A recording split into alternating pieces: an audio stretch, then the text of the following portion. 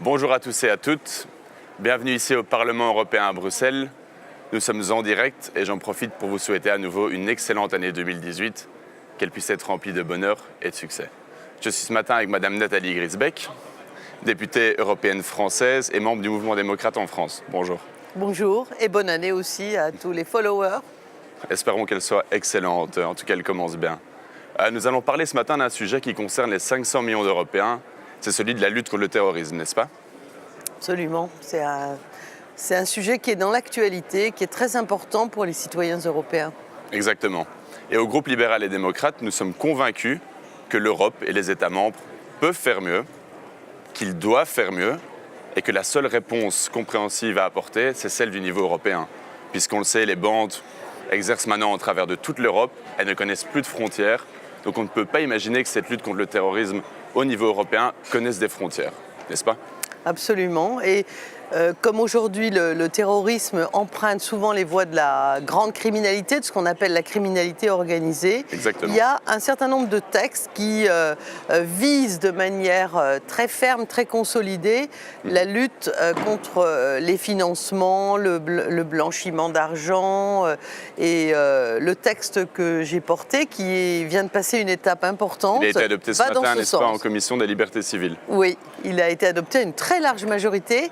Alors, ça paraît peut-être secondaire, mais c'est très important parce que dans la négociation maintenant avec le Conseil, c'est-à-dire la représentation des États, on a de la force. Exactement. Et c'était très intéressant parce que ce matin, le Conseil était là pour écouter, absolument pas pour intervenir, et il a vu qu'il allait falloir être solide s'ils n'étaient pas d'accord sur nos grandes lignes. Exact. On va juste rappeler aux followers, pour que le sujet soit bien clair, que ce texte qui a été adopté ce matin, dont vous êtes l'auteur, vous le portez pour le Parlement européen, c'est un texte destiné à faciliter et à optimiser le gel et la confiscation des biens du crime, c'est-à-dire des avoirs financiers, n'est-ce pas? Oui, ça entre dans ce qu'on a appelé le paquet législatif sur la lutte contre le financement de la criminalité organisée et du terrorisme.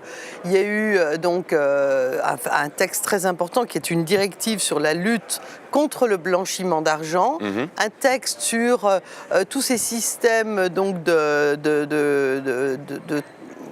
transactions d'argent liquide, donc avec un texte qui porte sur le contrôle de cela, parce que là aussi, par différents moyens, eh bien, on aboutissait à des systèmes tout à fait illégaux. Et là, c'est le troisième volet, c'est le gel et la confiscation des biens du crime. Et le texte porte surtout sur la reconnaissance mutuelle d'un État à un autre, puisque comme vous le disiez à juste titre en rappelant ce qu'est l'Europe, il n'y a pas de frontières.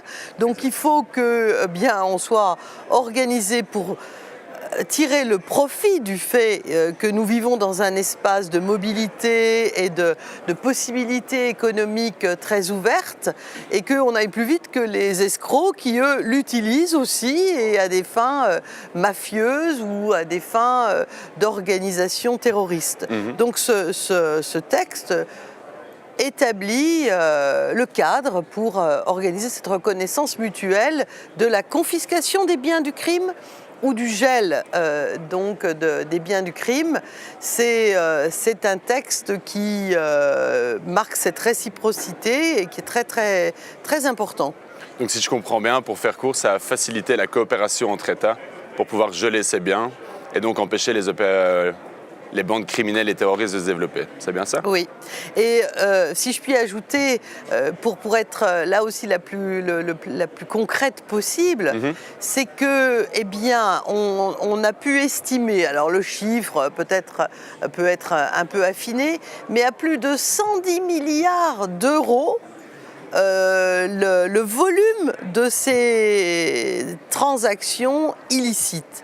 Alors imaginez cette idée de confisquer ou de les geler et ensuite, parce que le texte porte cette idée-là évidemment aussi, de pouvoir faire une compensation en quelque sorte entre guillemets sociale et légitime à l'égard des victimes de ces actes ou à l'égard des entreprises qui sont victimes également de ces trafics ou à l'égard des familles des victimes, c'est-à-dire des tiers qui ont pu et ont des préjudices en raison de cela.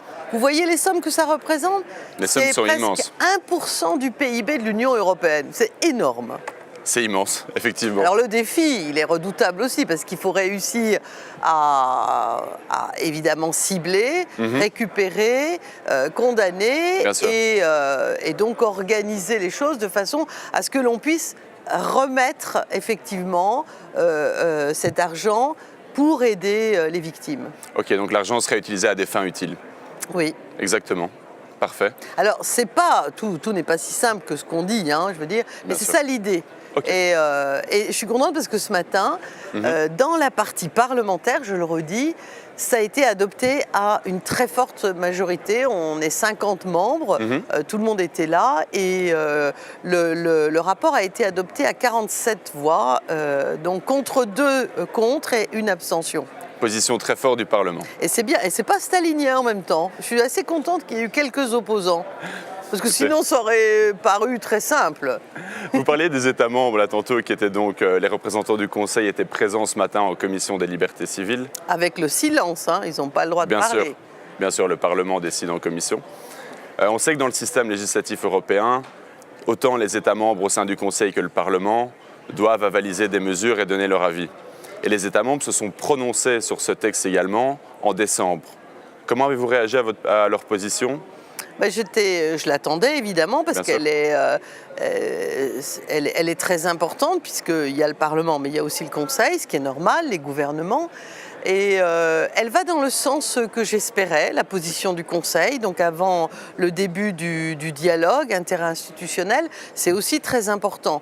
Je tendais le dos, comme on dit un peu en langage familier, parce que j'avais peur qu'il soit peut-être tenté d'adopter un autre instrument juridique qui est la directive. Exact. En fait, heureusement, ils sont restés sur un règlement, alors sans être là également trop technique, un règlement, c'est une fois qu'on sera mis d'accord et qu'on aura discuté, dialogué, obtenu des accords sur chacune des dispositions du texte, eh bien ça sera d'application directe. C'est-à-dire que ça ne passera pas par une transposition qui parfois dure des années. Elle est souvent fastidieuse, elle prend beaucoup de temps. Je ne dirais pas qui dilue le texte, puisqu'il va le mettre à ce moment-là, quand c'est une directive, à la sauce législative de chaque État membre. Exact. Et c'est aussi une richesse de chaque État membre. Mais là, comme c'est un texte de droit pénal, eh bien, j'ai fait en sorte, avec l'aide des shadows, c'est-à-dire des rapporteurs des autres groupes parlementaires, d'avoir un texte clarifié, simplifié, je ne dirais pas facile à mettre en œuvre, en tous les cas clair et concis. Et le fait que ça soit un règlement facilite l'application de ce texte. Et donc la confiscation des biens du crime et le gel. S'il y a bien une chose qu'on ne peut pas se permettre, c'est de perdre du temps sur un sujet pareil. Donc je comprends que vous vous réjouissez. Oui. Exactement. On sait que le Parlement est souvent le leader de la défense des droits des citoyens. Ça peut être dans ce texte, mais ça peut être en règle générale au sein de l'Union. On sait qu'on est souvent très vocal sur la Hongrie, sur la Pologne par exemple. Nous avons supporté depuis le début le lancement de l'article 7. Pour faire très court, c'est un article qui défend les droits des citoyens partout en Europe et surtout dans les pays où ils sont bafoués. On sait que ça vous tient également à cœur. Vous organisez beaucoup d'événements, vous êtes sur beaucoup de dossiers qui traitent de ce droit des citoyens. Donc j'imagine que vous avez essayé de le garantir dans ce dossier également. Absolument, parce que c'est l'essence même des démocraties, et notamment de la force de la démocratie européenne, qu'on le veuille ou non, qu'on essaie de le nier ou non. La force des démocraties, c'est de trouver un équilibre avec les droits fondamentaux. Exact. Et vous avez parlé de la Pologne et de la Hongrie et d'un certain nombre d'États membres qui estiment que entrer dans la famille européenne, c'est prendre ce qui est bien, notamment les fonds, et puis se délier de ce qui peut représenter le partage des valeurs qui entraînent des contraintes, le respect du pluralisme, la sauvegarde absolue de l'indépendance de la justice, la lutte contre les discriminations, le respect de l'état de droit, de cette communauté de valeurs à laquelle on a décidé de participer quand on entre dans la famille européenne. Donc, et notre groupe de l'Alliance des démocrates et libéraux en Europe c'est la marque de fabrique de ses membres. Exact. Et à la fois, c'est ce qui nous anime, mais les autres savent aussi qu'attention, on est des sentinelles, parce que pour nous, c'est fondamental. Toucher à l'état de droit, c'est-à-dire au socle des valeurs, c'est porter, c'est bafouer ce qu'est l'Union européenne et ça risque ensuite de partir en quenouille et c'est donc très dangereux pour les citoyens. C'est toucher directement aux droits des citoyens. citoyens. Et dans ce texte, évidemment, on a mis cette empreinte comme d'habitude, notamment pour des aspects peut-être techniques, mais le droit, c'est pas nécessairement une histoire d'amour, hein, c'est un système de règles, eh bien le respect des droits fondamentaux, de ceux d'avoir un recours effectif, d'avoir donc un droit à une information, des éléments qui donnent de la fluidité dans l'organisation du respect des droits de chaque citoyen, quel que soit le côté auquel il se trouve, sur lequel il se trouve. Bien sûr, les droits doivent être égaux pour tout le monde, c'est bien le principe des droits fondamentaux. J'ai une dernière question à vous poser. On va un peu élargir le spectre cette fois-ci. On sait qu'il y a quelques mois, le Parlement européen a décidé de mettre sur pied une commission spéciale terrorisme. Ça a été une demande spécifique de notre groupe. Oui. Je sais que nous avons beaucoup poussé pour ça et c'est à nos yeux primordial de comprendre comment mieux fonctionner ensemble pour lutter contre cette menace terroriste. Vous en êtes la présidente. C'est pour ça que je suis très content de vous avoir, parce que vous allez pouvoir nous expliquer un peu le mandat de cette commission, les premiers travaux et sur quoi vous espérez que cela débouche en termes de conclusion et en termes de mesures. Tout d'abord sur la création elle-même dont vous venez de très bien rappeler et l'origine et le début des travaux, ça paraissait tout à fait évident de prendre en compte la volonté des citoyens européens dans leur ensemble, qu'il y ait des réponses qui viennent de l'Union européenne, alors même que tout simplement, tout bonnement, j'allais dire, ils sentent bien que la menace, elle est européenne et qu'elle n'est pas classifiée par État membre. On l'a vu pour les attentats de Paris, par exemple, même si avec les terroristes. Certains États sont davantage menacés que d'autres. Il y a cette conscience et effectivement, on voit bien que là aussi, un peu comme ce qu'on disait en début de rencontre, évidemment, il n'y a pas de frontières et que eux, depuis longtemps, les auteurs d'attentats terroristes ignobles, épouvantables, travaillent en réseau entre États membres et s'organisent indépendamment des nationalités. Donc cette aspiration des Européens à ce que l'Europe regarde était fondamentale. Alors, une fois que j'ai dit ça, j'ai pas encore beaucoup avancé parce que je dois quand même dire aux followers que c'est assez compliqué, peut-être même assez audacieux, car l'Union européenne en tant que telle n'a pas de compétences directes en matière de sécurité intérieure ou même de renseignement. Ça reste une compétence des États. C'est dans le giron de chaque État membre.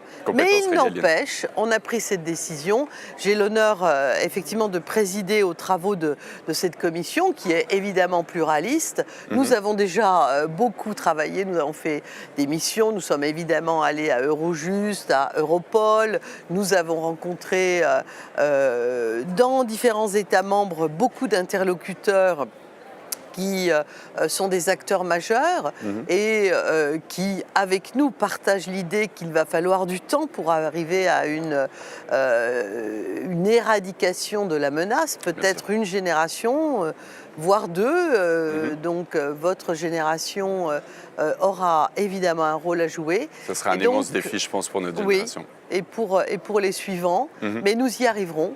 Bien sûr. Je pense que nous y arriverons.